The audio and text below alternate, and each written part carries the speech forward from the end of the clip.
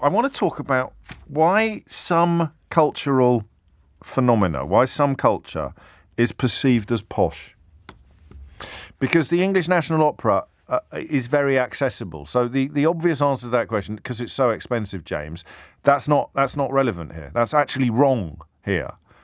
I think you can go, 15 quid, I know it's still a lot of money to some people, but it's about the price of a cinema ticket in the West End. So if you can afford to go to the cinema, then with the English National Opera being in Covent Garden, you can afford to go to the opera.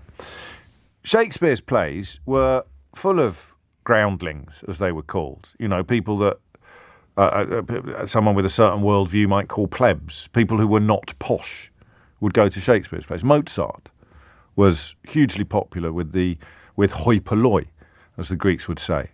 This idea that, and I think it's English, maybe British, but definitely English. This idea that there's something posh about culture really upsets me. It really upsets me because the liberating nature of a beautiful piece of art, whether it's music, whether it's paint on canvas, whether it's a poem, whether it's a book, or whether it's a play, it's plays that I first plugged into as a kid. It's so immensely important to your mental health. The simple ability to step outside your own brain. It's meditative. It's quasi-religious. It's an ability to step outside the quotidian, the daily grind, to actually rise above the minutiae of your daily existence and soar into uncharted territory. It is a thing of absolute beauty.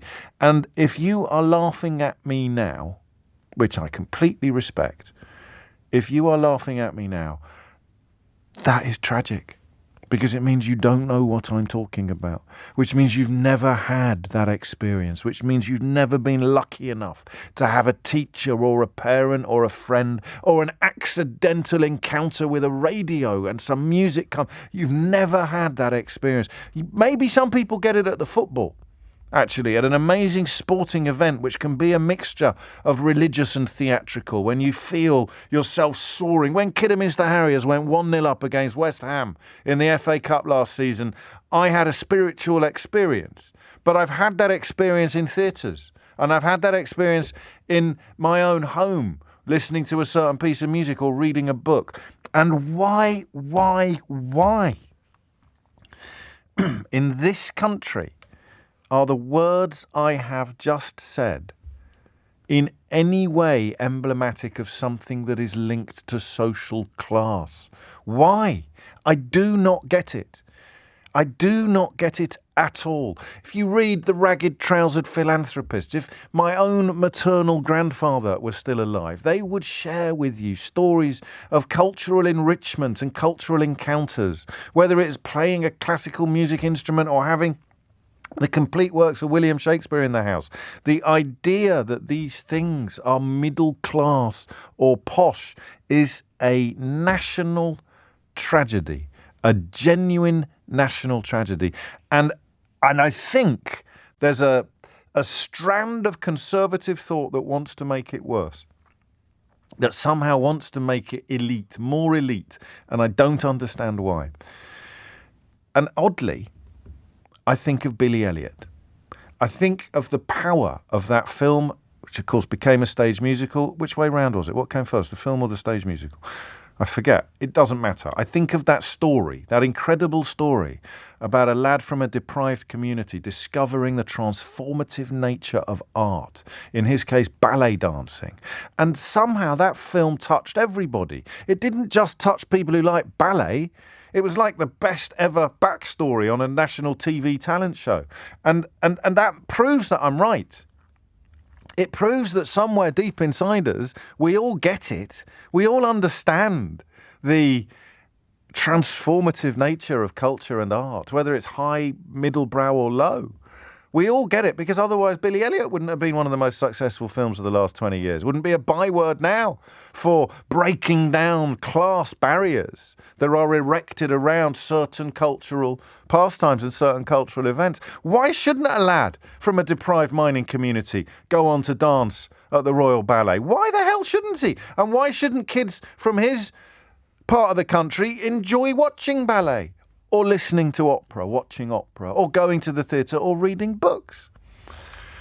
I move now from Billy Elliot to Jamie Oliver, because when Jamie Oliver talks about good eating and healthy food and delicious meals, he gets accused. A publican's son from Essex gets accused of pandering to middle-class mores. And do you know something funny? As with so much that's rotten in this country, the abuse doesn't actually come from the people that are being talked about.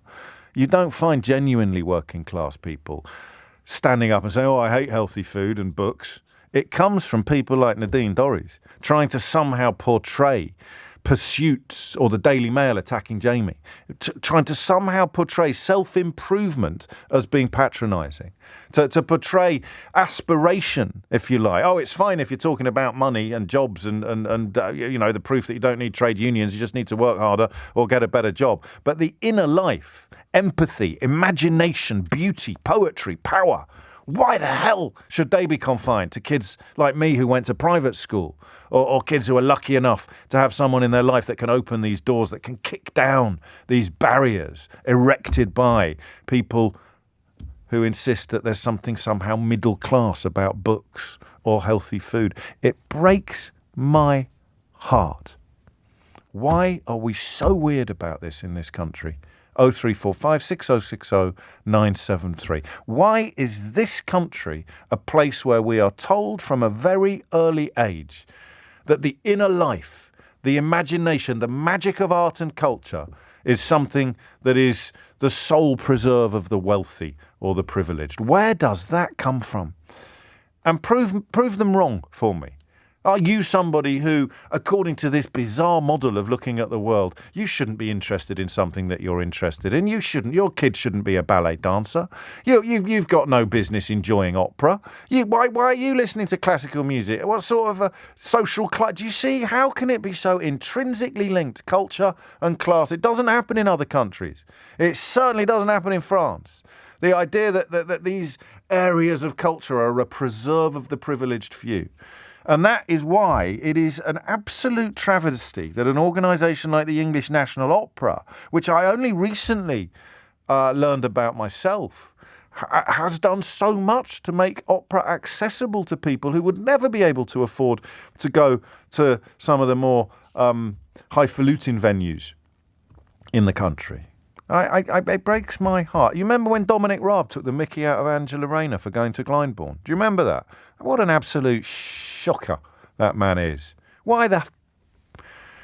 Well, a bit Anglo-Saxon there as well, as a tribute to William Shakespeare. Why the flip should Angela Rayner not go to the opera at Glyndebourne? What, because she's working class? Because she's from Salford? Because she's not rich? Because she didn't go to a posh school like I did, and I presume Dominic Raab did as well? But what do you see what I mean? Where does that come from? I got one short answer to the question myself.